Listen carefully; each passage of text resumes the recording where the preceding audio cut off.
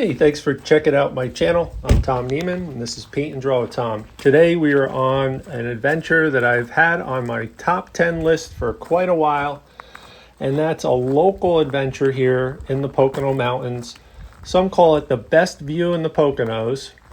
It's called Tank Hollow. This is actually part of the state game land system near Jim Thorpe, or actually in Jim Thorpe, Pennsylvania. And this offers a really majestic overlook where you can witness the bend in the Lehigh Gorge. Tank Hollow, some as mentioned, will say is arguably the most scenic view in the Poconos. There's multiple vistas, some interesting rock formations and vegetation.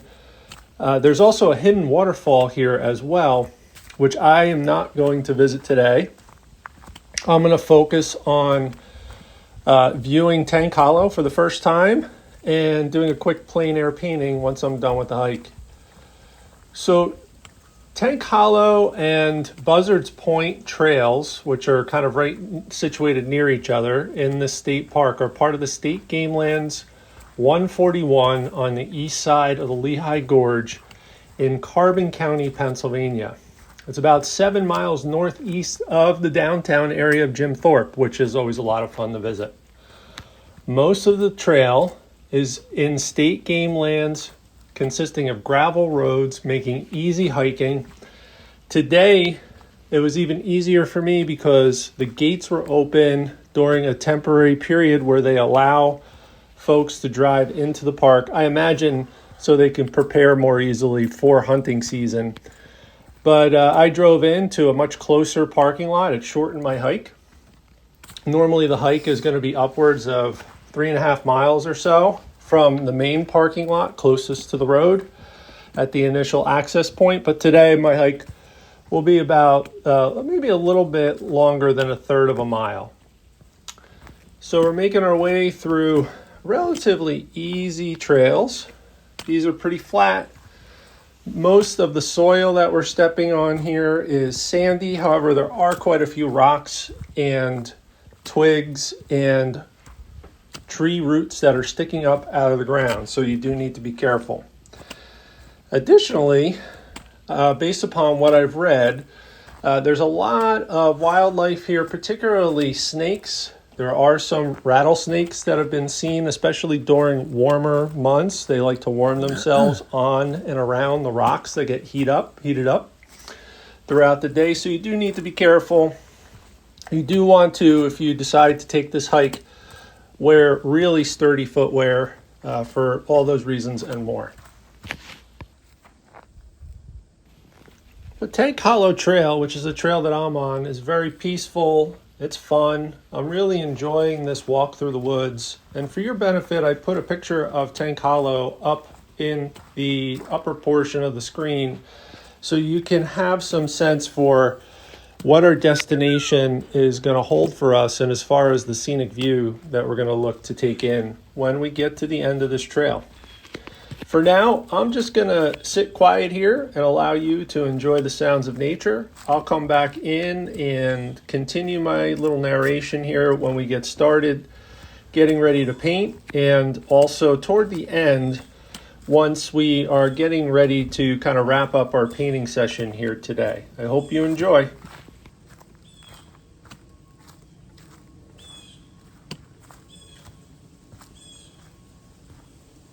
Oh, one more thing. I'd be remiss if I didn't give a big shout out to a website called Hemlock State Explorer. I actually watched one of their YouTube videos in preparation for this hike. For years, I've had my eyes on taking this hike.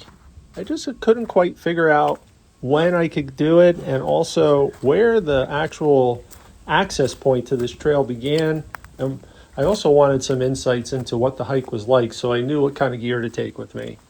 And HemlockStateExplorer.com has a nice section of their website that features a really detailed description of this whole area, including Tank Hollow and the actual trail that we're on today, plus some other areas just adjacent to this trail that I'd like to explore on another day.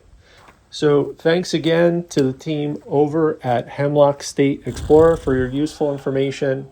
And if you just Google or search for anything related to Jim Thorpe and Tank Hollow, you'll find a lot of useful information. But I found the information shared on Hemlock State Explorer to be particularly helpful in preparation for this hike and paint session.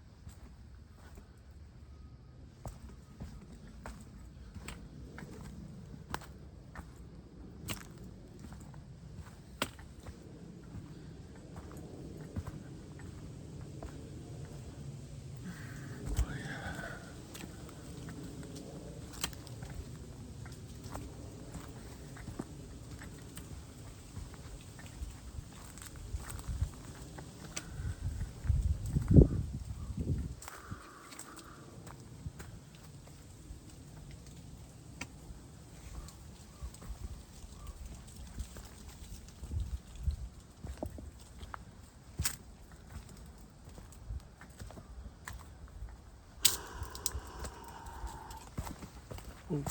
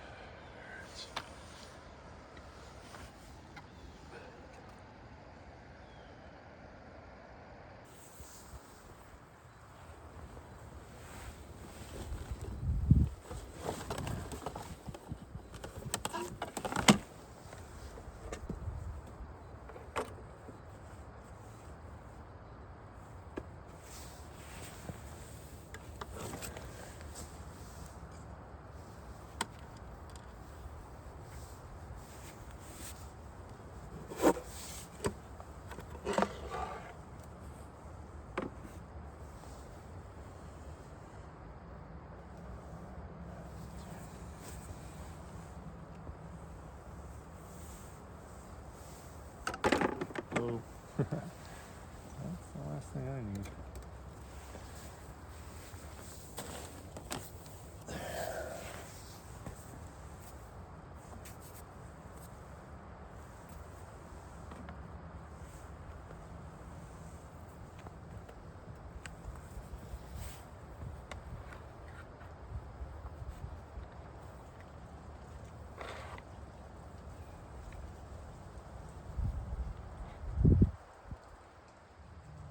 Those shadows, that's okay. Don't want to go down time. Yeah. Let's see.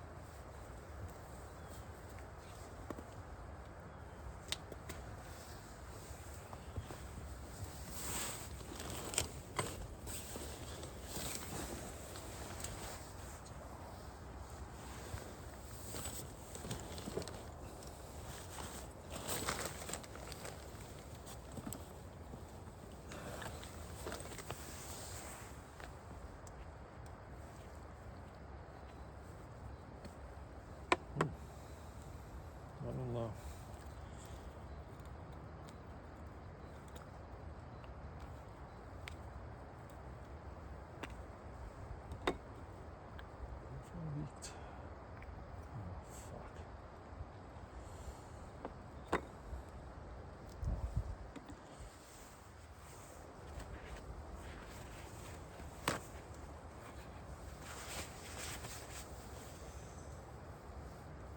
So as I get ready to start painting, now that everything's set up, I'm starting to think about what my approach might be. And I know that in these morning sessions, the light is going to move fast, even in autumn here, with the sun coming through the Earth's atmosphere at a greater angle than normal. While I have a little bit more time than I would, let's say, in the summer months, the light is going to change very quickly. And as a matter of fact, what I'll do for you, just to show you evidence of this, I'll put before and after photos up on screen here in a moment while I get my initial toning work done here on my canvas. I'm painting on linen mounted on panel, and I'm using a wash of linseed oil mixed in with burnt sienna, and I'm going to use a little bit of yellow ochre as well. I'm going to try and match the lighter and darker values that you'll see in the burnt sienna and yellow ochre to closely match the larger shapes that are part of the scene. I'm going to leave the upper portion of the linen completely blank and white because I'm going to use that hopefully to build greater luminosity within the sky, the shape up top that's going to make up the sky area in the painting. As promised, I'm going to throw up on screen here the first image being what I saw amongst the shadow patterns when I first arrived, the second image being closer to what it looked like within the scene when I got closer to finishing up this painting. So you could see the shadow line actually moved pretty quickly, even though I only painted for roughly an hour. So what I've decided to do, I'm going to try and use my memory and imagination as best I can and anchor to creating a painting that more closely mirrors that first photo when it comes to the treatment of the shadow patterns. Now, none of this will be precise. I'm not looking for photorealism in my paintings, hardly ever. I'm looking for more of an impression, and I may or may not be successful in that endeavor. It's okay. It's always a good day when we get outside and have the opportunity to go paint. So there's a lot of failures that have stacked up in my studio, and actually quite a few of them have been pulled off of the surface that they're mounted on and tucked away neatly in a drawer just for my own personal reference. So there's no risk here at all. If we have a bad painting outcome, that's totally okay. So what I'm going to do is continue to kind of work this initial wash and then put some notes down to indicate some of the basic shapes within the painting. And I'm going to let you just kind of watch along here, enjoy that beautiful background. That sky is pretty amazing. And the lighting's not all that great, so I may speed up the process during the painting session from time to time, just to speed up the total elapsed time of this video. And I'll return back at the end with some additional commentary, just talking about the process here and some of the observations that I made about this scene and some of my intentions for coming back to this area. There's a lot to see here in the Jim Thorpe area within the Poconos. There's opportunities for urban sketching within the downtown area, and also maybe even some interiors within some of the historic buildings. Obviously, we'd ask for permission. There's farmland around the surrounding area and tons of hiking trails beyond what you're seeing here today within this area. And the high plateaus that we're in, technically that's the type of landscape that we're in, offer a number of amazing vistas just like this one that we're painting here today.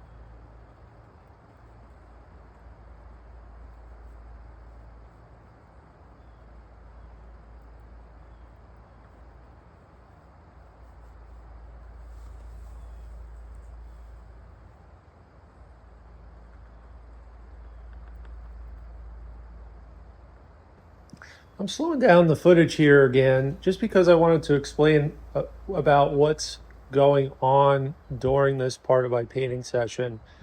Dappled light is starting to dance across my painting surface, which makes it very difficult to judge values and colors for that matter. And oftentimes, even experienced artists who have spent a lot of time painting outdoors will be challenged by light falling on their canvas. It oftentimes will result in a painting being much darker than it was intended. And nobody wants that. We want paintings that have some brightness and light to them. So I'm using a laptop shade that is available very inexpensively on Amazon. I was introduced to this idea through Emily Olson of Emily Olson Art or Watercolor Mastery here on YouTube. She, in one of her videos, spotlighted that she's been able to use a laptop shade for the purpose of providing some shade coverage on a painting surface when painting outdoors. It works pretty well. As you'll see here, it'll flop around a little bit as the wind blows, but it does the job, and it does so at a much less expensive rate than some of the traditional Plein Air shade buddies and umbrellas. So thanks to Emily Olson for that little tip. Now I'm sharing it with you in hopes that you'll be able to benefit from it too.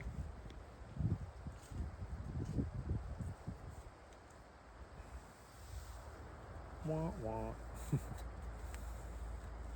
Come on, shade buddy.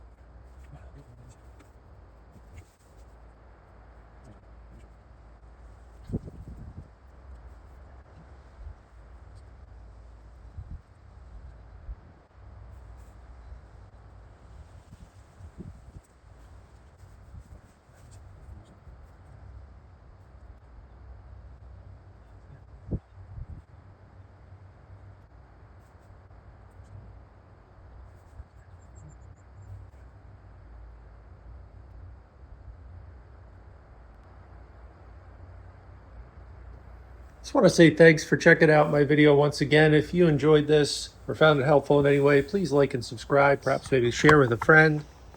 And here is where I'm going to land for my painting session, plus or minus a few additional marks that I'll make before I leave and hike back to the car. I'm definitely going to try and update this and improve upon it in studio later on. Make it sparkle a little bit more, but that's pretty much where we're going to land for today. Indicating some of these rocks. Now, I'm going to put up a photo in just a moment that'll show you actually exactly where I landed for my on-site outdoor plein air session. If you like this video, check out this video up here that the YouTube algorithms think might be a good fit for you. Hope you have a wonderful day.